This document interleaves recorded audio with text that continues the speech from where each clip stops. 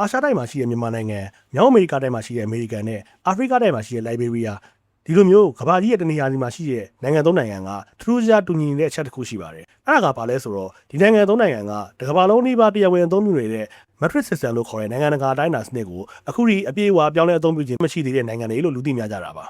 ဒီနေရာမှာ matrix အကြောင်းကိုတိုးချုပ်ပြောရရင် matrix system ဆိုတာ kilogram meter liter စတဲ့အတိုင်းအတာတွေကိုသုံးတဲ့စနစ်ဖြစ်ပါတယ်ဒီစနစ်ကဆယ်စားစီတက်သွားစဉ်းစားတဲ့စနစ်ဖြစ်လို့အပေါင်းတို့မြောက်စားလုပ်ရတာအရန်ကိုလွယ်ကူပါတယ်ဒါကြောင့်လေကမ္ဘာပေါ်မှာရှိတဲ့နိုင်ငံတိုင်းအားလုံးနှိပါကဒီစနစ်ကိုပြောင်းလဲအသုံးပြုနေကြတာဖြစ်ပါတယ်ဒါပေမဲ့ခုနပြောတဲ့သုံးနိုင်ငံကဘာလို့ဒီစနစ်ကိုအပြည့်အဝပြောင်းလဲခြင်းမရှိသေးရလဲဒီဗီဒီယိုမှာဒီအကြောင်းလေးကိုပြောပြသွားပါမယ်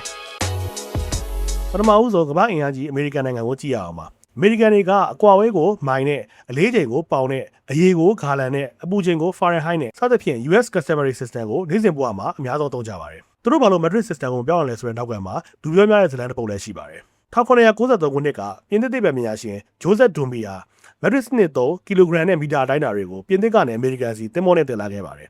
ဒါပေမဲ့အဲ့ဒါတွေကိုလက်ခုလက်ကာရစ်ဘီယံပင်လယ်ထဲမှာပင်လယ်ဓမြရဲ့လူသားရဲ့အတွက်အမေရိကန်ကိုမရောက်လိုက်ဘူးလို့ဆိုကြပါတယ်ဒီဖြစ်ပျက်ကတကယ်မှန်ပေမဲ့အမေရိကန်တွေ matrix system မသုံးရတဲ့အကြောင်းရင်းကတော့ဒီဇာတ်လမ်းတစ်ခုတည်းအကြောင်းမဟုတ်ပါဘူးတကယ်အကြောင်းရင်းကတော့အမေရိကန်တွေဟာတမိုင်းတစ်လျှောက်ကိုယ်ပိုင်စနစ်နဲ့ပဲအသားကျလာခဲ့ကြတာမို့လို့ပါအမေရိကန်မှာရှိတဲ့စက်ရုံကစက်ပစ္စည်းတွေဝက်အူတွေစောက်လုပ်ပစ္စည်းတွေနဲ့လမ်းညွှန်ဆိုင်ဘုတ်တွေအားလုံးဟာလက်မပေမိုင်းဒီစနစ်နဲ့ပဲအပြည့်အစုံထုတ်လုပ်တည်ဆောက်ပြီးသားဖြစ်နေပါတယ်ဒါကြောင့်အခုချိန်မှာ matrix စနစ်ကိုတနိုင်ငံလုံးအစားထိုးပြီးပြောင်းပြောင်းမယ်ဆိုရင်စက်ပစ္စည်းတွေအဟောင်းနဲ့အသစ်အရွယ်စားမကိုက်ညီတော့ပဲအကုန်ဒီပါအသစ်ပြန်လဲရမှာဖြစ်လို့ကုန်ကျစရိတ်တွေလည်းအလွန်ကြီးသွားမှာဖြစ်လို့ပါဒါပေမဲ့အမေရိကန်မှာ1866ခုနှစ်တည်းက matrix စနစ်ကိုတရားဝင်အသုံးပြုခွင့်ပေးထားပါတယ်ဒါကြောင့်လည်းသိပ္ပံပညာရဲ့အပိုင်းနဲ့ Federal ဆိုရကိစ္စတွေမှာတော့ matrix စနစ်ကိုတွင်တွင်ကျဲသုံးနေကြပါတယ်ဒုတိယနိုင်ငံကတော့အာဖရိကတိုင်းအနောက်ဘက်ကမ်းရိုးတန်းမှာရှိတဲ့ Liberia ဆိုတဲ့နိုင်ငံလေးပါဒီနိုင်ငံလေးကဘာဖြစ်လို့ matrix စနစ်ကိုအပြည့်အဝမသုံးရလဲဆိုတဲ့အဖြေကပို့ပြီးတော့ရိုးရှင်းပါတယ်ဘာကြောင့်လဲဆိုတော့ Liberia ဆိုတာ19ရာစုတုန်းကအမေရိကန်ကနေကျွံ့ခံရမှုကလွတ်မြောက်လာတဲ့အာဖရိကနယ်ဝါးတွေတွားရောက်ချီချတီထောင်ခဲ့တဲ့နိုင်ငံဖြစ်တာကြောင့်ပါဒါကြောင့်တမိုင်းကြောင်းအရာအမေရိကန်ရဲ့အငွေ့သက်တွေအများကြီးပါလာခဲ့တာပါ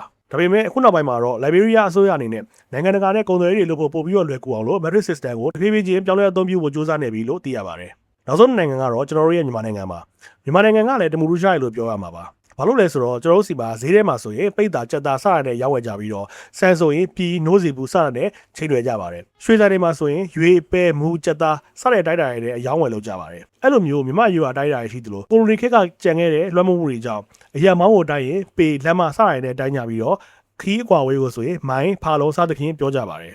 ဒါပေမဲ့အခုနောက်ပိုင်းတော့သတိထားမိကြမှာပါဈေးဝယ်စင်တာတွေမှာဆိုရင်စီကိုပိတ်တာနဲ့ရောင်းတာမဟုတ်ပဲလီတာနဲ့ရောင်းကြသလိုစောက်လို့ရေးဆေးဝါးနဲ့သွင်းကုန်ထုတ်ကုန်လုပ်ငန်းတွေမှာဆိုရင်လည်း gram meter စတဲ့ matrix စနစ်ကိုပြောင်းလဲအသုံးပြုလာကြပြီဖြစ်ပါတယ်ဒီဗီဒီယိုလေးကတော့လောက်ပါပဲမိတ်ဆွေတွေရောဈေးဝယ်ရင်ပိတ်တာကျက်သွားတဲ့တွက်ပြီးဝယ်ရတာပိုအဆင်ပြေလားကီလိုဂရမ်စတဲ့တိုင်းတာတွေကပို့ပြီးတော့ကိုယ့်အတွက်လွယ်ကူလား comment မှာဆွေးနွေးပေးသွားပါဦး